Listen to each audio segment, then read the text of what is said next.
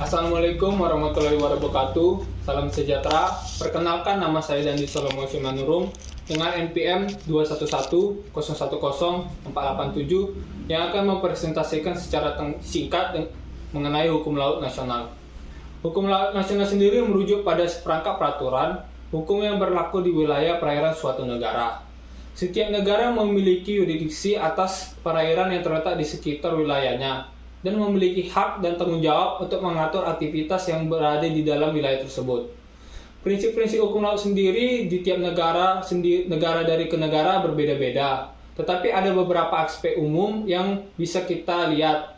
Yang pertama, dari wilayah perairan nasional, setiap negara menetapkan batas-batas wilayahnya yang meliputi perairan teritorial dan kemudian adalah zona ekonomi eksklusif dan landasan kontinen. Saya akan menjelaskan pengertian dari ketiga hal tersebut. Yang pertama yaitu laut teritorial. Laut teritorial sendiri merupakan wilayah laut yang mencakup perairan laut yang berbatasan dengan garis pantai. Menurut Konvensi Hukum Laut Internasional pada tahun 1982, laut teritorial memiliki lebar 12 mil atau sekitar 22 km yang diukur dari garis pangkal pantai. Wilayah laut tersebut memiliki hak kedaulatan penuh untuk mengatur, mengawasi, dan memanfaatkan sumber daya alam yang terdapat di perairan wilayah nasional tersebut.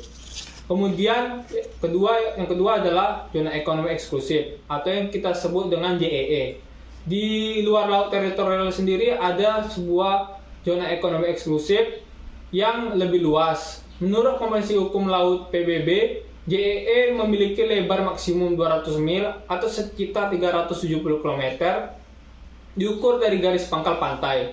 Dalam zona ekonomi eksklusif ini, negara memiliki hak eksplorasi dan eksploitasi sumber daya alam termasuk sumber daya hayati dan mineral. Yang ketiga yaitu landas kontinen. Selain laut teritorial dan zona ekonomi eksklusif tadi, ada juga landasan kontinen yang perpanjangannya di bawah permukaan laut yang berada di luar laut teritorial dan zona ekonomi eksklusif. Wilayah landasan kontinen ini meliputi dasar laut, tanah di bawah laut, dan sumber daya alam yang berada di dalamnya. Kemudian saya akan menjelaskan hak dan kewajiban dari sebuah negara. Hak dan kewajiban negara yang memiliki wilayah perairan nasional memiliki hak dan kewajiban untuk menjaga keamanan dan ketertiban di wilayah tersebut. Hal ini mencakup hak untuk mengatur kegiatan pelayaran, melakukan penangkapan ikan, dan menjaga lingkungan laut, serta melaksanakan tindakan keamanan. Kemudian ada beberapa hak negara yang akan saya sebutkan. Yang pertama yaitu hak negara mengenai kedaulatan. Negara memiliki hak kedaulatan atas wilayah perairannya yang mencakup hak untuk mengatur, mengelola, memanfaatkan sumber daya alam yang berada di wilayah perairan tersebut. Kemudian yang kedua yaitu tentang hak negara terhadap eksplorasi dan eksploitasi. Negara memiliki hak untuk mengeksplorasi dan mengeksploitasi sumber daya alam seperti ikan, minyak, gas, dan sumber daya alam lainnya yang berada di dalam perairan tersebut. Kemudian yang ketiga yaitu tentang hak negara dalam pengawasan. Negara memiliki hak untuk mengawasi dan menegakkan hukum di wilayah perairan nasional tersebut dalam hal perlindungan lingkungan dan keamanan. Kemudian saya akan menjelaskan beberapa kewajiban negara. Kewajiban negara sendiri ada beberapa. Yang pertama yaitu kewajiban negara tentang pengelolaan sumber daya alam. Negara bertanggung jawab untuk mengelola sumber daya alam, perairan nasional, serta secara berkelanjutan sehingga dapat dimanfaatkan secara terus-menerus. Kemudian yang kedua yaitu tentang kewajiban negara dalam perlindungan lingkungan. Negara memiliki kewajiban untuk melindungi ekosistem perairan dan menjaga keberlanjutan lingkungan hidup di wilayah perairan nasional untuk melakukan pencegahan, termasuk pencegahan polusi dan kerusakan lingkungan yang ada di sekitar wilayah tersebut. Kemudian yang ketiga, kewajiban negara tentang penegakan hukum. Negara memiliki kewajiban untuk memberlakukan hukum dan peraturan di wilayah perairan nasionalnya untuk menindaki pelanggaran yang terjadi, termasuk melalui lembaga penegak hukum seperti keamanan seperti lembaga keamanan maritim dan kepolisian. Hak dan kewajiban negara dalam perairan nasional seringkali diatur dalam hukum nasional dan perjanjian internasional, seperti Konvensi Perserikatan Bangsa-Bangsa tentang Hukum Laut, yaitu UNCLOS, yang merupakan kerangka utama dalam membentuk peraturan di setiap wilayah negara yang memiliki perairan yang disebut perairan maritim. Kemudian selanjutnya saya akan menjelaskan tentang hukum penegakan. Negara memiliki wewenang untuk menegakkan hukum laut nasional di wilayah perairannya. Ini termasuk mengadili pelanggaran hukum laut nasional dan menghukum pelanggaran yang sesuai dengan undang-undang yang berlaku. Ada beberapa hukum penegakan yang umum di perairan nasional, meliputi hukum maritim internasional, yaitu negara-negara sering mengacu pada konferensi internasional seperti Konferensi Hukum Laut Perserikatan Bangsa-Bangsa atau yang sering kita sebut dengan UNCLOS untuk menerapkan kerangka hukum ini dalam peraturan nasional mereka.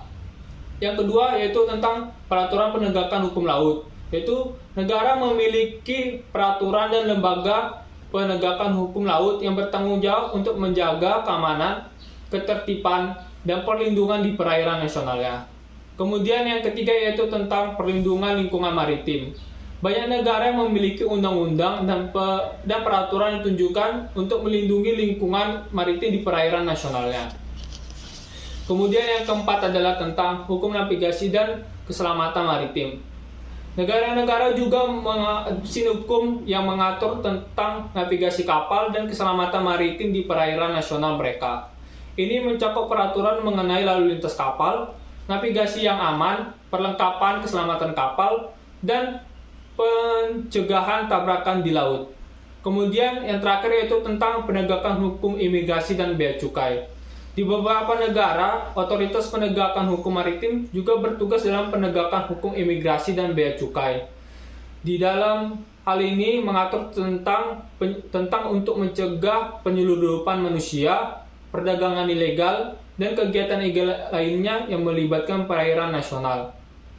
Penting untuk dipahami bahwa hukum penegakan di perairan nasional dapat bervariasi antara negara-negara dan tergantung pada konteks hukum setiap negara. Oleh karena itu, lebih baik merujuk pada peraturan dan hukum yang berlaku di negara yang bersangkutan untuk informasi yang lebih detail. Kemudian saya akan menjelaskan secara singkat tentang hukum laut internasional yang biasa kita sebut dengan UNCLOS. Hal ini bisa kita sebut dalam kerjasama internasional, yaitu negara-negara seringkali bekerjasama dalam kerangka hukum laut internasional untuk mengatur kegiatan perairan yang melintasi batas-batas nasional. Hal ini mencakup pembangunan perjanjian dan konvensi internasional, seperti Konvensi Perserikatan Bangsa-Bangsa tentang Hukum Laut, atau yang kita sebut dengan UNCLOS, yang memberikan kerangka kerja hukum yang umum untuk hukum laut internasional. Kemudian, kerjasama internasional ini dalam wilayah perairan sangat penting untuk mengelola dan menjaga keberlanjutan sumber daya alam yang ada di perairan, seperti lautan, sungai, dan danau. Adapun beberapa bentuk kerjasama internasional yang umum dilakukan dalam wilayah perairan, antara lain yaitu perjanjian dan konvensi internasional negara-negara yang dapat menjalin perjanjian dan konvensi untuk mengatur pengelolaan sumber daya perairan bersama. Contohnya adalah Konvensi Perserikatan Bangsa-Bangsa tentang Hukum Laut atau United Nations Convention of the Law of the Sea atau kita sebut dengan UNCLOS, yang mengatur berbagai aspek pengelolaan laut, termasuk hak dan kewajiban negara-negara dalam pengelolaan sumber daya laut. Kemudian yang tadi kita sebutkan yaitu tentang UNCLOS. UNCLOS sendiri terdiri dari UNCLOS 1, 2, dan 3. Saya akan menjelaskan secara singkat tentang UNCLOS 1, 2, dan 3 tersebut. UNCLOS 1 adalah konvensi pertama yang dilakukan pada tahun 1958 di Jenewa, Swiss, yaitu konferensi yang bertujuan untuk membahas penyelundupan sengketa tentang teritorial dan zona tambahan yang ditandatangani pada tahun 1958. Kemudian yang kedua yaitu UNCLOS 2, yaitu konvensi kedua yang dilakukan pada tahun 1960. UNCLOS ini membahas tentang beberapa hal yang tidak disetujui di UNCLOS 1. Kemudian UNCLOS 3 yaitu konferensi ketiga yang dia lakukan pada tahun 1977 273 hingga 1982. Hal ini mencakup beberapa hal dan juga merupakan peraturan hukum internasional yang digunakan hingga saat ini. Jadi sekian yang bisa saya sampaikan mengenai hukum laut nasional dan internasional secara singkat. Apabila ada salah kata, mohon dimaafkan. Terima kasih.